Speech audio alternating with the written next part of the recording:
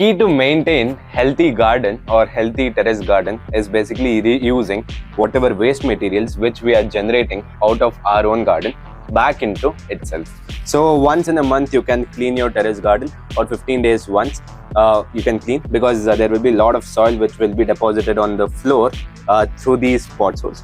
And this has a lot of organic content. Basically it has a lot of worms. As you can see, these are from this pots. It has a lot of worms.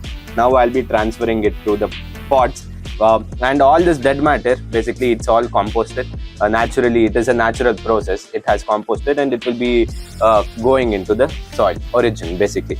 So from next time, whenever you clean, once in 15 days or once in 20 days or once in a month, make sure that you put all this dead leaves and the worms and the soil back into its containers, so that the replenishment will happen naturally. You don't have to worry, and the garden will also look clean. Stay tuned and don't forget to follow Biotechmaali to see how we go from this to much better place. Thank you so much, guys.